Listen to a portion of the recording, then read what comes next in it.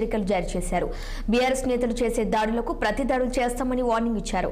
ముఖ్యమంత్రి రేవంత్ రెడ్డి ఒక్కరే అని అనుకోవద్దని, ఆయనకు ప్రతి కార్యకర్త అండగా ఉన్నారని తెలిపారు. ఆయన మీద రాజకీయ కుట్రలు ఎవరు చేసినా తామంతా ఏకమై వాటిని తిప్పికొడతామని హెచ్చరించారు. అటు రాష్ట్రంలో కాంగ్రెస్ ప్రభుత్వం చేస్తున్న అభివృద్ధిని అడ్డుకునేందుకు కేసీఆర్, కేటీఆర్, హరీష్ రావులు కుట్రలు చేస్తున్నారని జగ్గారెడ్డి మండిపడ్డారు. తమ ఓపికను పరీక్షిస్తున్నారని ఆయన ఫైర్ అయ్యారు.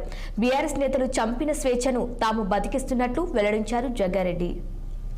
మీరు వారానికి ఒక్కసారైనా మా కాంగ్రెస్ ఒక మంత్రి వచ్చి కూర్చుంటుండు, మినిస్టర్లు వచ్చి గాంధీ భవన్లో కూర్చుంటుండు ఒక 5-6 గంటలంటే వారానికి ఒక్కసారే కదా అంటారు. మీరు మళ్ళా పెట్టేటోడు పెట్టకబాయే, పెట్టేటోడు ఇట్టబడ్డారు మీరు.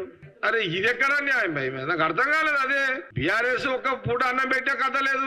మేము వారానికి ఒకసారి ఇంత ఇప్పుడు మా మినిస్టర్ ప్రతి వారం ఒక మినిస్టరు గాంధీ భవన్ లో 5-6 గంటలు కూర్చుంటున్నాడు. 300 మంది 400 మంది వస్తే మాట్లాడుతున్నాడు, రెస్పాండ్ అవుతున్నాడు. ఒక మంత్రిలో కూర్చుంటున్నాడు, దానికి మీరు శబ్బాశరాల్సింది పోయి మాట్లాడతలేరు. అవునమ్మా, వారానికి ఒక రోజు ఒక మంత్రి అయితే వస్తున్నాడు కదా.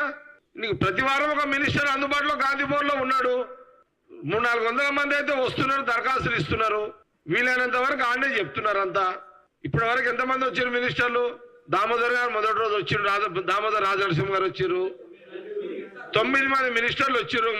ఎవరు? పిసిసి ప్రెసిడెంట్ మహేష్ గౌడ్ గారు చెప్పిన తర్వాత పార్టీ ఏఐసి తీసుకున్న నిర్ణయము, పిసిసి మహేష్ గౌడ్ తీసుకున్న నిర్ణయంలో ఇప్పటి వరకు 9 మంది మంత్రులు 9 మంది వచ్చారు ఇప్పటికి.